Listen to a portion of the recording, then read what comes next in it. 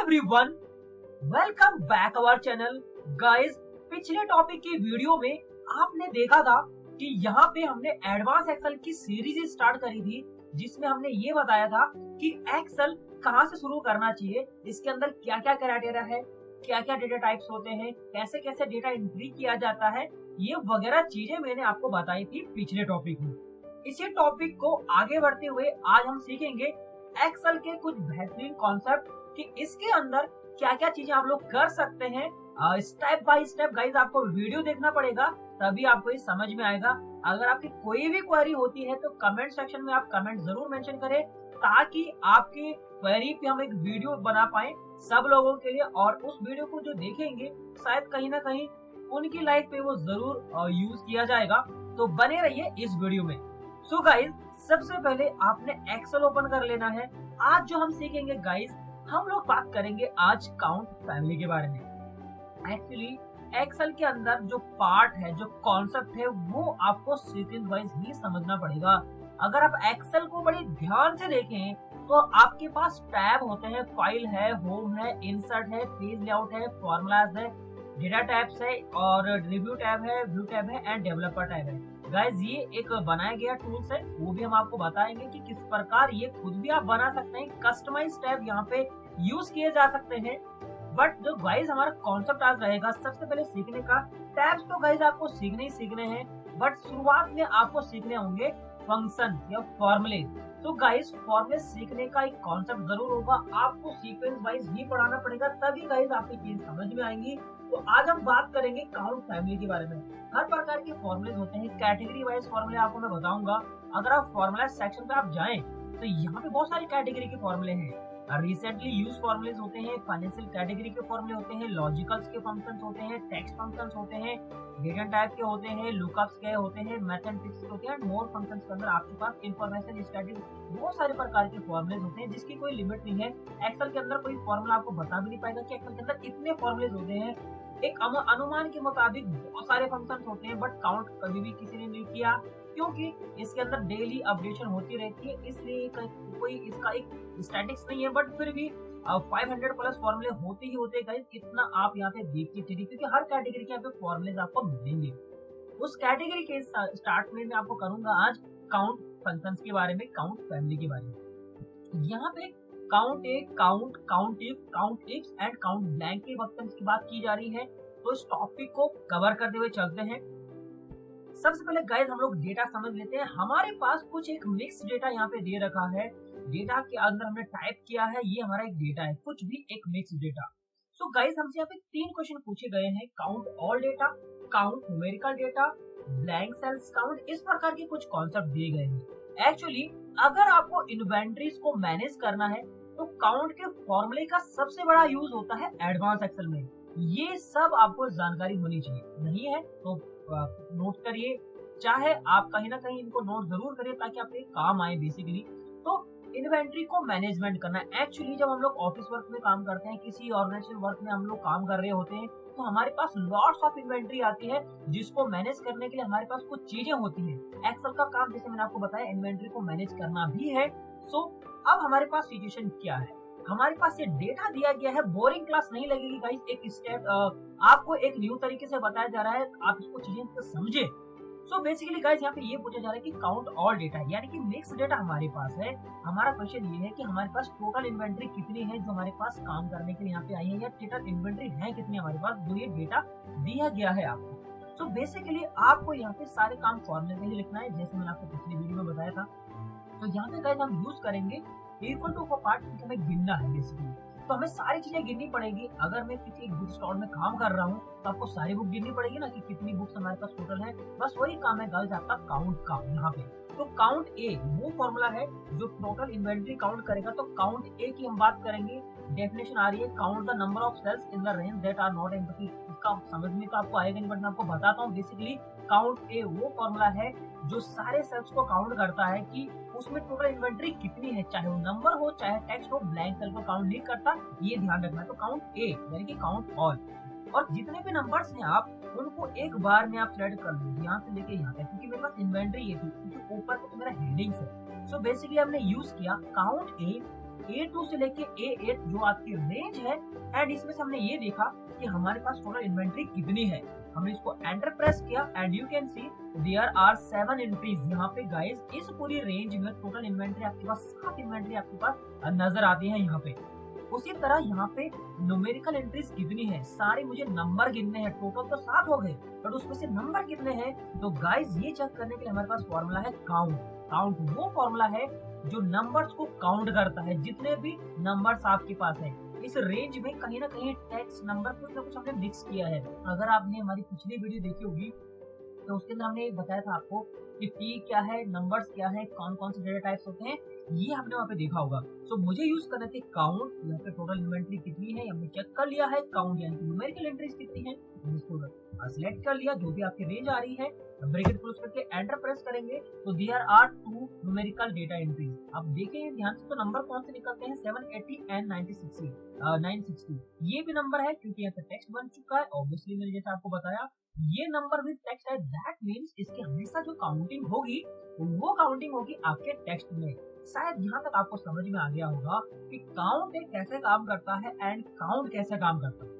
इसी तरह guys next question आता है यहाँ पे कि ब्लैंक सेल्स कितने हैं। इस पूरे एरिया में हो सकता है कहीं भी आपके पास ब्लैंक सेल्स हैं, अगर उसको काउंट करना हो तो यूज कर सकते हैं। जैसे सपोज इसको मैं रिमूव कर देता हूँ, इस इन्वेंटरी को मैं रिमूव कर देता हूँ। अब मुझे ये चेक करना है कि मेरे पास टोटल ब्लैंक सेल्स कितने हैं, तो we are using count blank. एक फॉर्मूला है जो ब्लैंक सेल्स को काउंट करता है। पूरी रेंज आपको लगा लेनी है, जहां से जहां तक आपको रेंज चेक करना है। So this is our range. आपने ब्रैकेट क्लोज कर दिया and you can see there are 2 blank cells. यहाँ पे हमारे पास 2 ब्लैंक सेल आते हैं जो कि हमने चेक कर लिए हैं काउंट ब्लैंक के माध्यम से। तो काउंट वो फॉर्मूला है जो न्यूमेरिकल एंट्रीज काउंट करता है। काउंट ए वो फॉर्मूला है जो सारी इन्वेंटरी को काउंट करता है। काउंट ब्लैंक सेल को काउंट करता है। Now move on the next. अब हम बात करेंगे टेक्स्ट डेटा काउंट की। तो मैं ये चाहता हूँ कि टेक्स्ट डेटा हमारे पास कितना है, टेक्स्ट को हमें काउंट करना है। सीधा सा क्वेश्चन भी यहाँ पे। अब गाइस इसका कोई फॉर्मूला तो नहीं है, बट आपको यहाँ पे समझना है कि एडवांस एक्सेल के कॉन्सेप्ट आपको समझना पड़ेंगे। बेसिकली हमें ये पता करना है कि टेक्स्ट इन्वेंटरी कितनी है। तो सीधे से आप यूज कर लो काउंट ए। इस तरह से हमने यूज किया काउंट ए टैब। टोटल इन्वेंटरी हम लोग यहाँ पे काउंट कर लेंगे इस तरह से, एंड जितनी भी इन्वेंटरी आई है उसमें से रिमूव कर दो आप काउंट, ये वाला पार्ट है, एंड ब्रैकेट हमने क्लोज कर दिया एंड डन। तो दैट मींस सबसे पहले टोटल इन्वेंटरी को काउंट किया जा रहा है। काउंट करने के बाद जो नंबर आएगा उसमें से आप माइनस कर दो जितने भी न्यूमेरिकल एंट्रीज है एंड डन। तो ये एक बेसिक कॉन्सेप्ट है जिसको हम यूज कर सकते हैं। एंड फाइनली आपके पास 4 टेक्स्ट का डेटा बचा। एक्चुअली में जब 5 आपके पास नंबर है, पूरे इन्वेंटरी को काउंट किए हुए टोटल आपके पास 5 है, जिसमें से एक नंबर आपके पास है, तो ऑब्वियसली टोटल में से अगर मैं नंबर्स को हटाऊंगा तो दैट मींस हमारे पास टेक्स्ट काउंटिंग आएगी, जो कि हमने यहाँ पे यूज किया count A with minus count. तो टोटल में से टोटल नंबर में से अगर हम घटा दें, टोटल इन्वेंटरी में से अगर हम घटा दें टोटल नंबर्स को, तो ऑब्वियसली आपके पास टेक्स्ट डेटा आएगा। आई होप यहाँ तक आपको समझ में आया होगा। नाउ अब मूव ऑन द नेक्स्ट। अब हमारे पास 2 फॉर्मूले और बचते हैं गाइस यहाँ पे, count if and count if. यहाँ तक तो बेसिकली गाइस क्या होता है काउंट इफ? काउंट इफ वो फॉर्मूला है जो किसी भी नंबर्स को, किसी भी टेक्स्ट को काउंट करता है। एक्चुअली काउंट इफ जो फॉर्मूला है वो 2 फॉर्मूले से मिलकर बना है। एक तो होता है काउंट और एक होता है इफ। अगर आप एक्सेल में देखेंगे तो इफ का भी फॉर्मूला आपको मिलेगा इस तरह से। मैंने आपको बताया, अभी बताया मैंने इसके बारे में डिस्कशन बिल्कुल भी नहीं किया गया, बट है। उसी तरह से काउंट है, काउंट हमेशा नंबर को इन्वेंटरी को काउंट करता है। तो काउंट इफ वो फॉर्मूला है जो किसी भी एक पर्टिकुलर कंडीशंस को काउंट करता है। Count the data as per given conditions, single conditions. वो सिंगल कंडीशन आपकी कुछ भी हो सकती है। इस तरह से मेरे पास एक डेटा दिया गया, न्यूमेरिकल एंट्रीज मेरे पास है, एंड हमसे ये पूछा जाता है कि count the number greater than 800, यानी कि आपको वो नंबर गिनने हैं जो नंबर आपको 800 से ज्यादा की। सिंपल। तो गिनना तो है तो काउंट तो लग गया गाइस, यहाँ तो फिर क्लियर हो गया। बट कंडीशन है कि 800 से ऊपर। इस चीज को आप ऐसा समझिए। तो काउंट प्लस इफ यानी कि काउंट इफ इसे कहा जाएगा। We are using count if tab. अब यहाँ पे देखिए रेंज एंड क्राइटेरिया। सीधा सा मतलब है रेंज, कहाँ से लेके कहाँ तक, वो हमारी रेंज का नाम है। तो वी आर यूजिंग इस रेंज में हमें देखना है। बेसिकली यहाँ पर हम इसको सेलेक्ट कर लेंगे कॉमा करेंगे क्राइटेरिया। क्राइटेरिया को आप इन्वर्टेड कॉमा में मेंशन कर दें ग्रेटर देन 800, बस सिंपल। एक्चुअली यहाँ पे इन्वर्टेड कॉमा का ही खेल है गाइस। अगर आप इन्वर्टेड कॉमा नहीं मेंशन करेंगे तो आंसर आपके गलत आ जाएंगे। एक्चुअली हम किसी चीज को मेंशन कर रहे हैं इसलिए इन्वर्टेड कॉमा लगता है, ये एक बेसिक कॉन्सेप्ट होता है। अगर हम इसको ग्रेटर देन 800 मेंशन कर देंगे तो आएगा नहीं, क्योंकि हम इसको बेसिकली मेंशन कर रहे हैं, इसलिए हमेशा इन्वर्टेड कॉमा मेंशन किया जाता है। तो रेंज हो गई हमारी A1 से लेके D8 एक रेंज है। उस रेंज में जो क्राइटेरिया है वो रेंज हो गई हमारी, और उस रेंज के अंदर हमारा जो क्राइटेरिया है वो हमारा 800।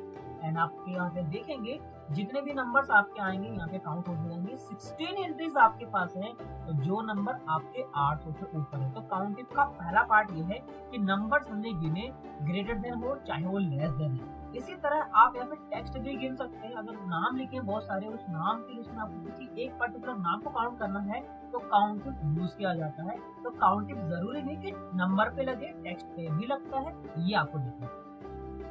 नेक्स्ट कॉन्सेप्ट आप गाइस यहाँ पे आता है कि count the number between 100 to 600, यानी कि आपको वो नंबर गिनने हैं जो 100 से बड़े हैं एंड 600 से छोटे। तो यहाँ पे गाइस मिक्स डेटा है। एक्चुअली में दो कंडीशन आपकी हो गई कि 100 से बड़ा हो और 600 से छोटा हो, तो काउंट इफ ना होके यूज किया जाएगा काउंट इफ। तो सिंपल आप यूज करेंगे काउंट इफ टैप रेंज। तो रेंज आपकी गाइस यही वाली हो जाएगी, इसलिए हम इस रेंज को सिलेक्ट करेंगे, कॉमा करेंगे क्राइटेरिया 1 के अंदर हमने लिख दिया यहाँ पे 100, कॉमा रेंज 2। तो रेंज 2 गाइस हमारी यही हो जाएगी इस तरह से। एंड इस रेंज में लेस देन आप कर देंगे 800। तो मिक्स कंडीशंस के लिए एक्चुअली काउंटिंग होता है मल्टीपल कंडीशंस के लिए। Count the data as per given set of conditions, यानी कि हमें सारी इन्वेंटरी गिननी है। अब मतलब सिंगल कंडीशन ना होके मल्टीपल कंडीशंस अगर हो तो मोर देन अगर वन कंडीशन आपके पास हो तो आप काउंट इफ यूज करेंगे, और अगर आपके पास सिंगल कंडीशन है तो काउंट इफ यूज करना। तो काउंट इफ एक सिंगल कंडीशन को काउंट करता है and count if multiple condition को काउंट करता है। क्वेश्चन हमारा ये था कि वो नंबर गिनो जो नंबर 100 से लेके एंड 600 के बीच में है। तो आपने लगा दिया रेंज। इस पूरी रेंज में पहली कंडीशन है हमारी कि ग्रेटर देन 100 हो एंड उसी रेंज में लेस देन 100 हो, 800 हो, एंड डन। आपके पास यहाँ पे काउंटिंग के लिए क्वेश्चन सॉल्व हो जाएगा इस तरह। तो आई होप ये वीडियो आपको पसंद आया हो। अगर कुछ भी आपका सवाल है गाइस तो कमेंट बॉक्स दिया गया होता है, फ्री ऑफ कॉस्ट होता है, वहाँ पे कमेंट जरूर मेंशन करें। अगर आपको कोई भी वीडियो का पार्ट अच्छा लगा हो तो एक लाइक तो जरूर बनता है guys. Thank you so much इस वीडियो को पूरा देखने के लिए।